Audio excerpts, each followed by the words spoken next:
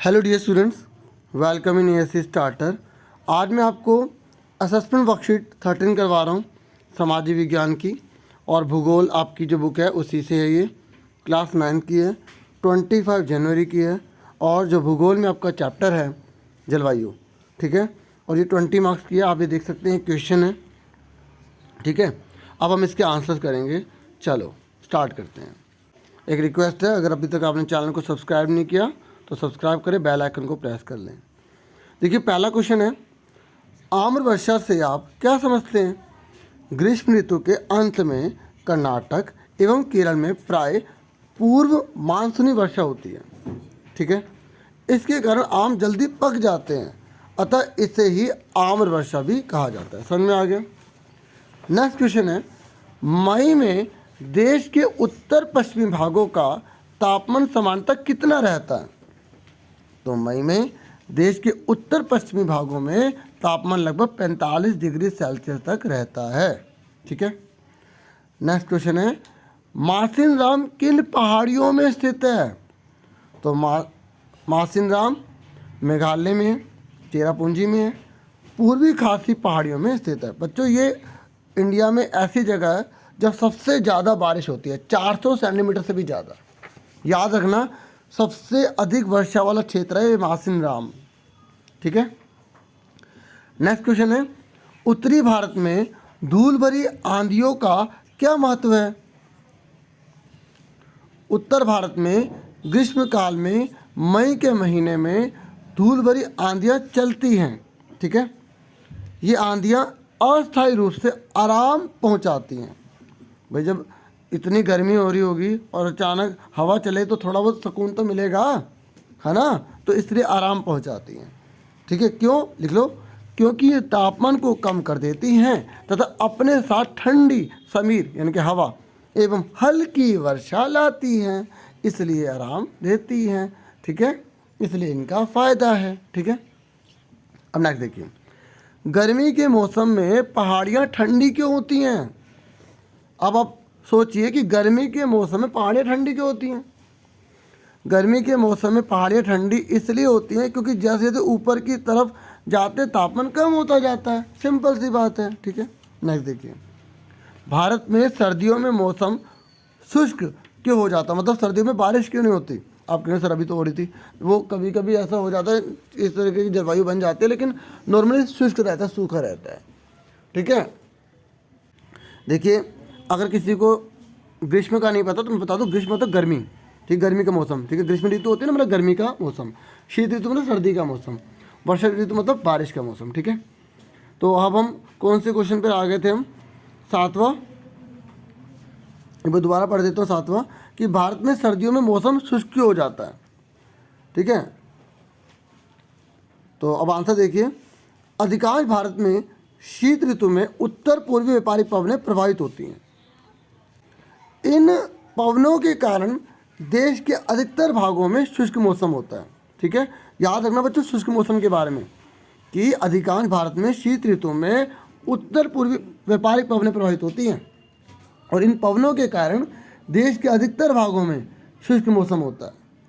और ये पवनें स्थल से समुद्र की ओर बहती है। याद रखना, स्थल से समुद्र की ओर बहती है, जिसके कारण शुष्क मौसम होता है, ठीक है। स्थल से समुद्र की ओर बहती हैं। अब आगे सुनिए 8th क्वेश्चन, ये लंबा है बच्चों और बड़े मार्क्स का है। भारतीय मानसून की 3 प्रमुख विशेषता बताइए। जो हमारा मानसून है ना, आप कोई सी 3 लिख देना, ठीक है, कोई सी भी 3। तो सबसे पहले जब लॉन्ग क्वेश्चन का आंसर दोगे ना, स्पेशली लॉन्ग का, तो सबसे पहले ऐसे स्टार्टिंग लाइन जरूर लिखा करो अगर फुल मार्क्स चाहिए तो। भारतीय मानसून की प्रमुख विशेषताओं को हम निम्नलिखित बिंदुओं के माध्यम से समझ सकते हैं, ऐसे जरूर लिखना, ठीक है। लिखो। अब पहला है असमान वितरण, ठीक है। क्वेश्चन दोबारा सुन लो, कि भारतीय मानसून की कोई 3 विशेषता बतानी है मानसून की, भारत के। कोई सी 3 लिख देना, मैं पढ़ देता हूँ जो है। असमान वितरण, देखो भारत का मानसून असमान है, मतलब कभी बारिश हो गई, ठीक है, तो जरूरी नहीं कि जितनी इस साल हुई अगले साल भी उतनी होगी, ठीक है। या किस जगह पर हुई तो अगले साल भी उस जगह उतनी होगी या होगी भी, इस तरीके से। भारतीय मानसून की एक विशेषता यह भी है कि इसके कारण पूरे भारत में एक समान वर्षा नहीं होती। भारत के कई क्षेत्रों में मानसून के कारण बहुत ज़बरदस्त वर्षा होती है, और कुछ क्षेत्र बिना वर्षा के भी रह जाते हैं। समझ में आ गया? बहुत आसान है, एक बार में समझ में आ जाएगा।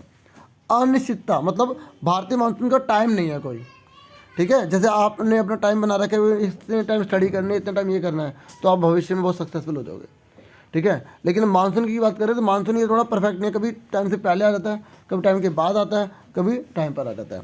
भारतीय मानसून की विशेषता यह भी है कि इसका एक निश्चित समय नहीं है। इसका अर्थ यह है कि मानसून कभी समय पर आ सकता है और कभी देर से भी आता है। तीसरा है मूसलाधार बारिश। देखो भारतीय मानसून की खास बात यह है कि जब बारिश कई बार होती है तो कई दिनों तक लगातार होती रहती है, उसी को मूसलाधार बारिश कहते हैं, ठीक है। भारतीय मानसून की विशेषता यह भी है कि मानसून के कारण भारत के कई क्षेत्रों में कई दिनों तक लगातार मूसलाधार बारिश होती है, जिसके कारण जलभराव भी हो जाता है, ठीक है। अब आ जाओ कृषि चक्र की निर्भरता।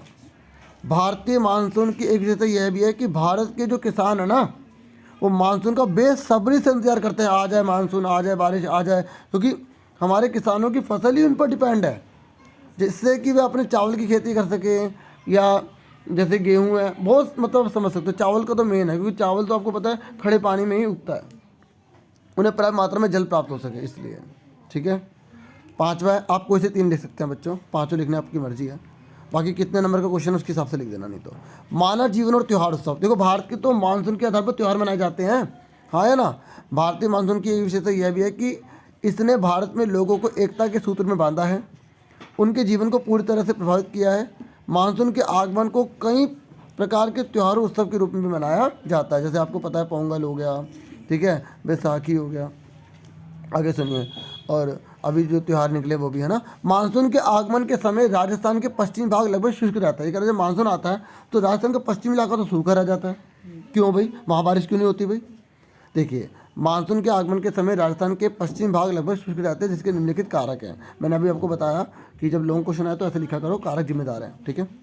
अब सुनिए, पहला, अरावली पर्वत श्रृंखला के कारण मानसून राजस्थान के इस पश्चिम भाग में प्रवेश नहीं कर पाते। देखो पहाड़ियाँ, सारा पानी इधर गिर जाता है तो उधर की तरफ पानी जा ही नहीं पाता, तो बारिश हो नहीं पाती, ठीक है। उसके बाद नेक्स्ट है, राजस्थान के इन पश्चिमी भागों में पर्याप्त वर्षा न हो पाने के कारण यह क्षेत्र शुष्क रहता है, ठीक है। जो राजस्थान है ना, राजस्थान के इन पश्चिमी भागों में पर्याप्त बारिश नहीं होती, और जिसके कारण इस क्षेत्र क्या रह जाता है, सूखा रह जाता है, ठीक है। फिर नेक्स्ट है, राजस्थान का ये क्षेत्र मरुस्थलीय क्षेत्र है। क्या ऐसा है, मरुस्थलीय क्षेत्र, ठीक है। 3 पॉइंट हो गए। नेक्स्ट देखिए, क्या भारत में वर्षा का वितरण असमान है। अपने उत्तर के समर्थन में 5 कारकों को लिख कीजिए। देखो इसका स्क्रीनशॉट ले सकते हो, क्योंकि मैंने इसे थोड़ा जल्दी में समझाया, इजी था इसलिए। अब 10वां देखिए, तो लॉन्ग क्वेश्चन है, तो भारत में वर्षा का वितरण असमान है, इसके लिए निम्नलिखित कारक जिम्मेदार हैं। देखो बहुत इंपॉर्टेंट है ये। पहला, मानसून पवन नियमित नहीं है, मानसून पवन नियमित नहीं है। दूसरा, उष्णकटिबंधीय स्थल से समुद्र के ऊपर के प्रवाह के दौरान ये विभिन्न वायुमंडलीय अवस्थाओं से प्रभावित होती है। दोबारा सुन लो, क्वेश्चन क्या है, क्या भारत में वर्षा का वितरण असमान है, मतलब क्या बारिश हर जगह सेम होती है या अलग अलग होती है, अलग अलग होती है ना। तो आपको इसको प्रूव करना है, तो आप बोलेंगे कि पहला, मानसून पवन नियमित नहीं होती है, ठीक है। फिर दूसरा, उष्णकटिबंधीय स्थल से समुद्र के ऊपर प्रवाह के दौरान, मतलब जो पानी बह रहा है, मतलब सॉरी हवा भी बह रही है, ये विभिन्न वायुमंडलीय अवस्थाओं से प्रभावित होती है।